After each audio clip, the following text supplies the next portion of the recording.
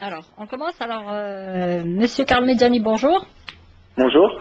Alors, on s'intéresse à nos joueurs qui évoluent à l'étranger. Bien entendu, l'équipe d'Ajaccio nous intéresse plus particulièrement puisque vous êtes deux joueurs algériens qui évoluent à Ajaccio. Ajaccio, un club qui, grâce à la victoire la semaine dernière face à Valenciennes, l'équipe de Khadif de buts à 1, échappe un peu plus, de plus en plus à cette zone des relégables, pour le maintien en Ligue 1. Donc, pour vous, l'objectif cette saison? L'objectif, c'est tout simplement le maintien. Je pense qu'on va pas être trop gourmand. Si on arrive à finir en dehors de la zone de relégation, on sera déjà très satisfait. Donc, et sur le plan personnel, ça se passe plutôt bien pour vous. 19 fois titulaire, 16 fois remplaçant, donc une bonne moyenne, quoi. Oui, pour l'instant, ça va. Je me plains pas. C'est vrai que j'enchaîne les matchs. Voilà, je suis en pleine possession de mes moyens pour le moment, donc j'espère que ça dure jusqu'à la fin de la saison, Inch'Allah. Donc vous êtes pour le moment en compétitif, ce qu'on appelle joueur compétitif, quoi, avec Ouais, exactement. 1463 minutes, c'est ça? Si vous le dites, je vous fais confiance, Massimo. C'est les statistiques du club qui les donnent, donc vous vous sentez bien concentré dans votre club, c'est normal. Oui, bien sûr. Là, on est sur une phase ascendante. Hein. On enchaîne, je crois qu'on a enchaîné 5 victoires de suite en championnat. On a un match très important qui va arriver samedi où on va recevoir Nice à domicile. Et puis, dans un coin de ma tête, je me prépare aussi tout doucement à ce fameux match en Gambie le 29 qui sera très important pour la sélection. Donc vous faites bien de me précéder cette question. Donc bien entendu pour l'équipe nationale le 29 février, donc un match important à l'extérieur face à la Gambie. Vous y pensez et vous en parlez avec M. Fasba? Oui, on en parle souvent parce que bon, on sait très bien que ce sera un match capital.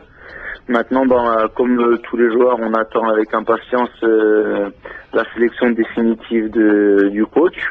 Et donc, jusqu'à celle-ci, on s'efforcera d'être le meilleur possible sur le terrain pour pouvoir satisfaire et notre club et les sélectionneurs en vue d'être compétitifs pour le match en Gambie.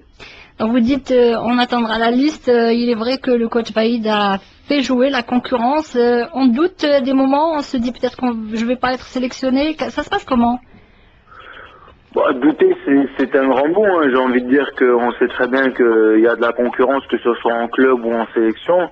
Maintenant, voilà, à nous d'être le plus performant possible, d'être compétitif en club et d'être le meilleur possible sur le terrain pour prétendre aux exigences de coach Vaïd. Maintenant, voilà, nous avec Mehdi pour l'instant ça se passe plutôt bien. On enchaîne les matchs, on est tous les deux jusqu'à présent titulaires dans nos clubs. Donc ce qui en fait grandit un peu nos chances d'être sélectionnés. Maintenant il y a un sélectionneur qui est là pour faire des choix. On les acceptera qu'on soit oui ou non dans la sélection. Mais pour l'instant on travaille d'arrache-pied pour être performant et en club et en sélection. Ça met de la pression ou ça motive? Non, ça motive parce qu'on sait très bien que la pression, s'il y en a trop sur nos épaules, elle peut être négative. Donc voilà, il y a une nouvelle aventure qui est en train de se créer avec la sélection, avec le nouvel entraîneur et les nouveaux staffs. On est reparti de bons pieds et j'espère Inch'Allah que ça va continuer comme ça. Et je sais que voilà, toute l'équipe a hâte de se retrouver à la fin du mois parce que ça va bientôt faire maintenant 4 mois qu'on s'est plus retrouvés tous ensemble. Donc voilà, on est impatients. Il y a eu ce match amical contre la Tunisie. C'était un peu le premier contact avec le sélectionneur? Pas le premier contact parce qu'il y a eu le match avant en Tanzanie.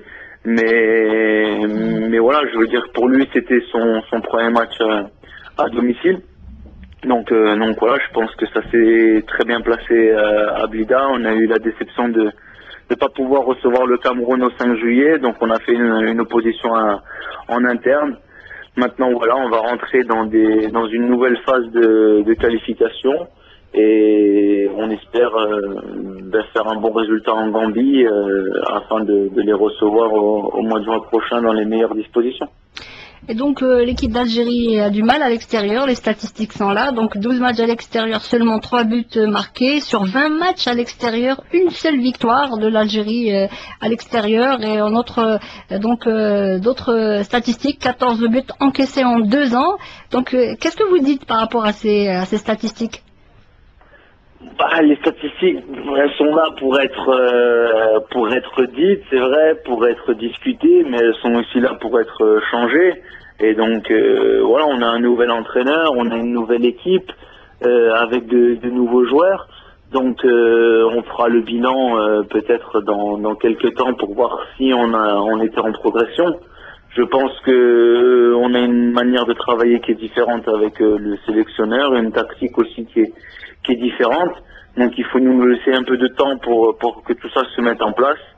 Mais j'ai de bonnes espérances et j'ai vraiment confiance en l'entraîneur et en tout le groupe algérien pour justement changer ces statistiques et faire qu'elles soient beaucoup plus positives dans l'avenir. À votre avis, qu'est-ce qui manque à cette équipe algérienne pour aller chercher des victoires à l'extérieur? Est-ce que c'est une histoire de mentalité ou c'est quoi? C'est un tout, j'ai envie de dire, c'est déjà une bonne disposition tactique sur le terrain, une très grande rigueur défensive qui démarre des attaquants, qui est suivie par les milieux et enfin les défenseurs. Et puis après, c'est avoir, comme vous dites, un gros mental et une grosse solidarité entre tous les joueurs pour pouvoir être costaud à l'extérieur et ramener des points le plus souvent possible, que ce soit des matchs nuls ou des victoires dans le meilleur des cas.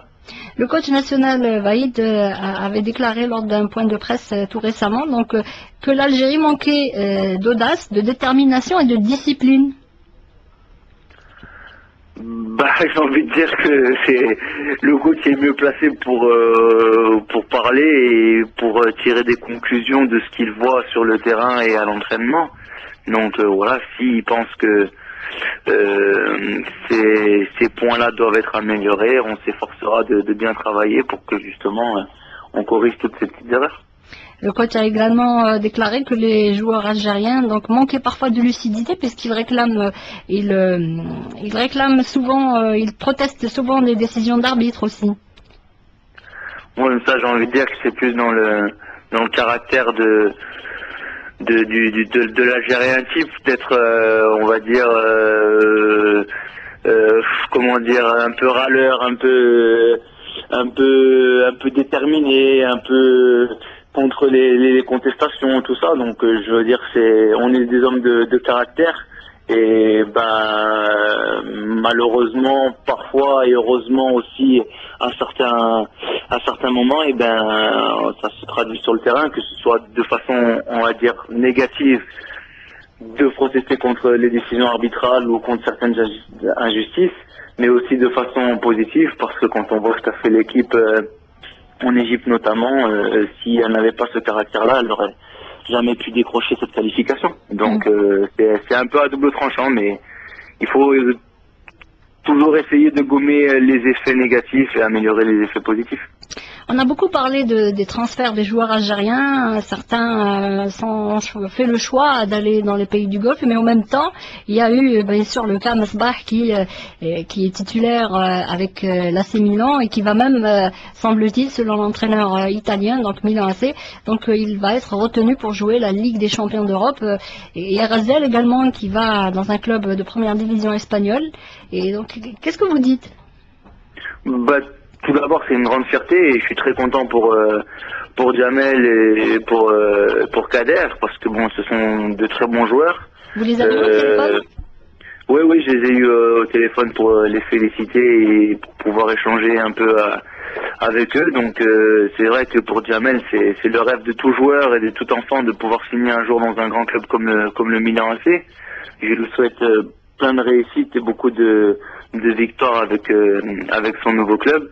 Ça va pousser aussi certainement tous les autres joueurs de la sélection à s'entraîner encore plus dur et à se battre sur le terrain pour pouvoir rejoindre Djamel dans les plus grands clubs européens. Et puis quant à Kader, je suis très content pour lui parce que je pense que un joueur qui n'est pas mis en valeur comme il devrait. Et j'espère que ce nouveau championnat, cette découverte de la Liga va lui apporter la plus grande satisfaction. Et il va enfin pouvoir se mettre en avant et marquer beaucoup de buts et être reconnu de tous les spécialistes. Est-ce que vous êtes, pour la dernière question, est-ce que vous êtes en contact avec les joueurs locaux? Pas spécialement parce que bon, il y a une certaine barrière de la langue, j'ai envie de dire, avec la majorité des joueurs locaux, mais je suis beaucoup les résultats des différents championnats. Je suis l'actualité de Visma, du Mouloudia, de Kharash, de la JSK. Metelef, par exemple? Pardon? Metelef, par exemple? J'ai pas compris. Metelef, oui, je suis l'actualité de Metref, de Lemouchia. J'ai vu que Bouchouk avait signé en Arabie Saoudite. J'ai vu que Djabou avait fait une grosse prestation devant le coach Vaïd dernièrement. Qu'on parlait d'un retour de Chaouchi malgré le fait qu'il se soit blessé hier ou avant-hier. Donc je suis vraiment l'actualité du football algérien et plus particulièrement des locaux. Et voilà, ce n'est pas parce que je n'ai pas de rapport téléphonique avec eux que je ne suis pas leur actualité. Et donc voilà, il n'y a aucun problème entre les joueurs locaux ou les joueurs dits professionnels, comme tout le monde les appelle en Algérie. Tout le monde se suit et tout le monde est content d'évoluer avec la sélection. Dernière question, donc qu'est-ce qu'on peut vous souhaiter pour ce match contre la Gambie? Une victoire. Merci beaucoup. Merci à vous. Merci beaucoup, Karl Medjani. Merci, merci, au revoir, ciao. Au revoir. Au revoir.